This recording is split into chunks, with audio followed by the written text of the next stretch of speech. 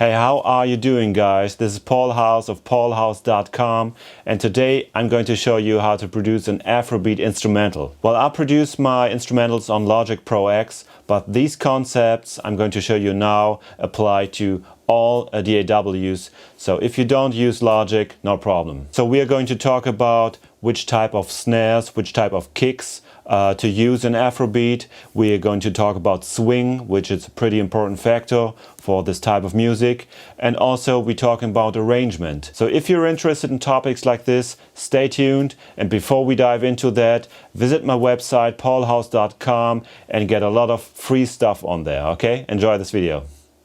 Okay, so this is a beat I just recently produced. It's called Sunset Drive, and as you can see, I've put in some markers here for the arrangement, and I would advise you to do it also in your productions. It's quite obvious here what is what. It's the intro, verse 1, pre-hook, chorus, verse 2, and you can jump very quickly between those parts of the song. So let's take a listen.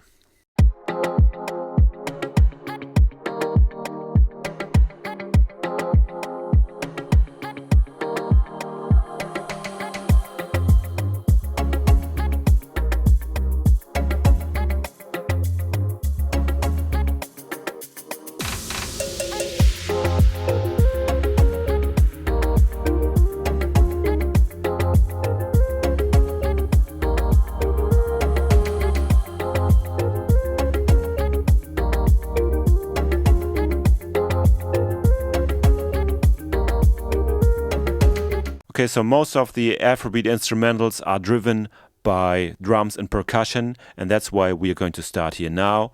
Let's have a look at the snare drum.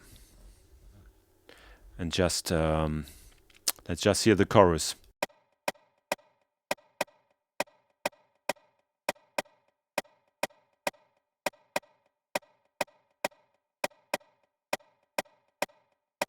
It's just a pretty straightforward snare rhythm for Afrobeat. And what's really important here is that you don't want to use hard-hitting snare drums, like, for example, a 90s hip-hop snare. You don't want that. You want a more smoother sounds. Try to experiment, for example, with rim shots. This is a good starting point. And the kick drum rhythm here is also pretty standard. It's just a 4-to-the-floor rhythm. Looks like this. And also the kick drum is pretty smooth. It's not that hard hitting.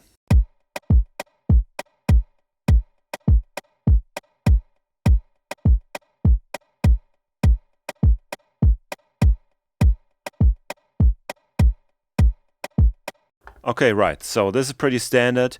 Now things are going to get interesting with percussions, and let's start with a conga.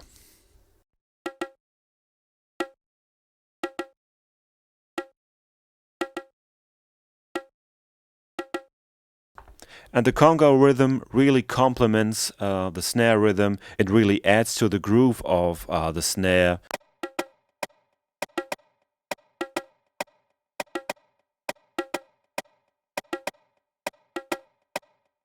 It's not as static as the snare drum alone.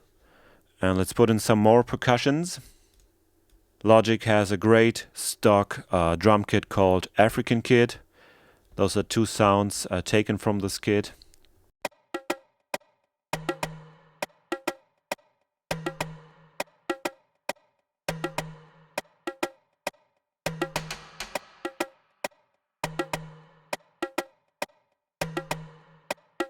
And again, we're trying to complement the snare drum to add something interesting to the groove of the snare. And those elements just have a non-swing rhythm.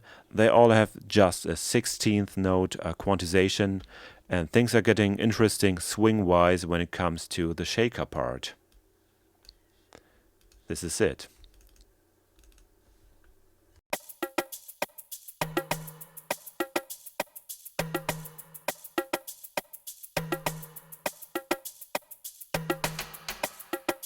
Hear what it sounds when I'm taking off the swing of the shaker. And then I'm going to put it back in.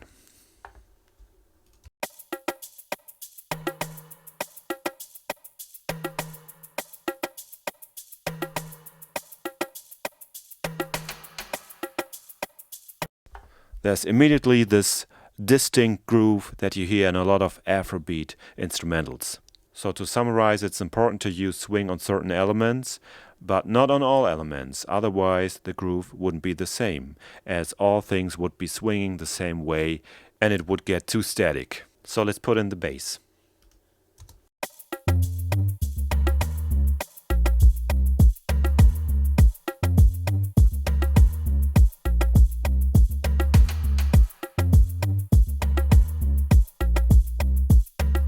It's pretty important for the bass here that it's humanized. That means that not all MIDI notes have the same volume.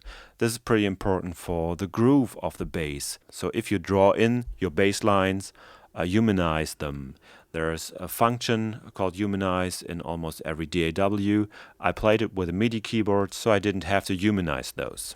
And again, there is swing on the bass. And this is all the drum elements and percussion elements that we have in this track. And sometimes I like to start with chords, and let's see what kind of chords I have in here. I didn't start with chord for this track, but sometimes I do, and this is also a pretty good approach.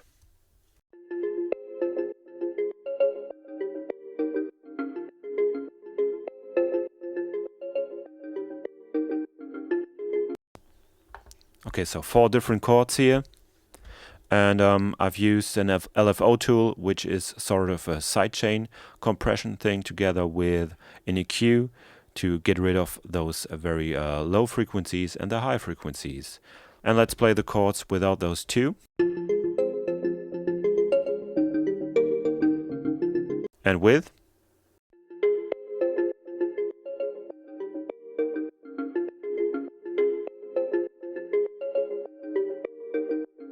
So this ducking feeling of the chords really makes it groovy. And with 2 of the chords, 1 and 3, I played some Rhodes on the offbeat. Pretty important to get this Afrobeat groove.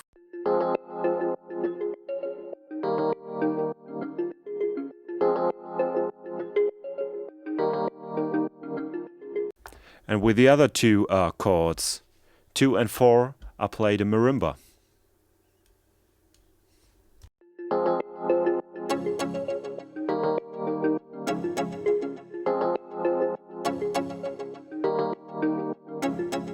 And then I have a muted guitar. I'm not a guitar player, but those are not too complex, as you could see.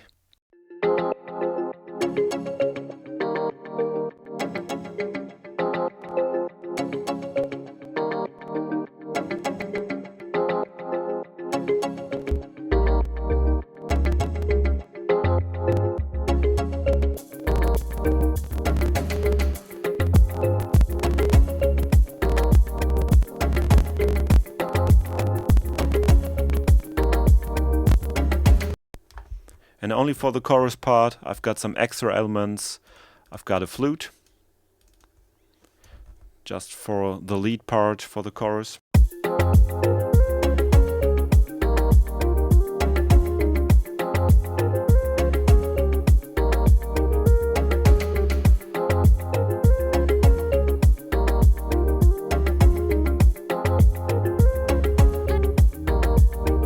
And the saw bass, which makes the chorus thick.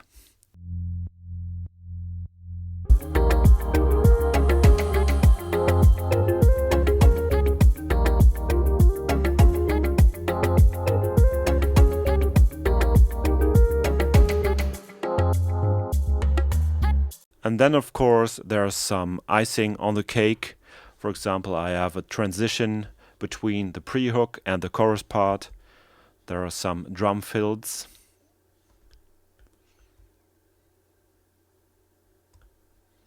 Here we go.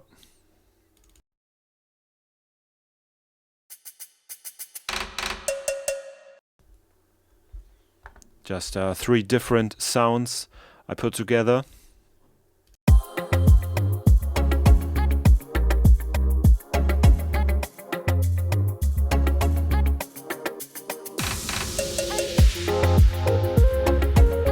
And together with a reversed vocal.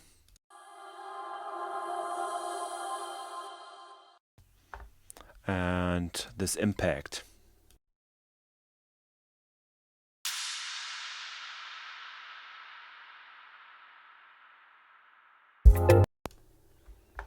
And also some other transitional elements.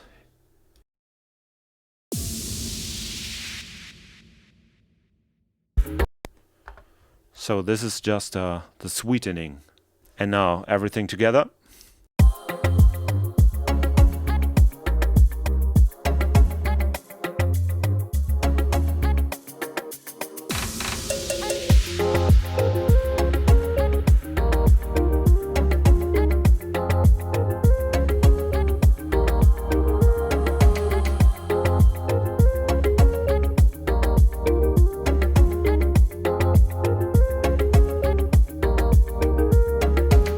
Okay, so I hope you enjoyed this little insight on how to produce an Afrobeat instrumental. If you have any questions, please leave them in the comment section and I'll see you in the next video. Bye bye.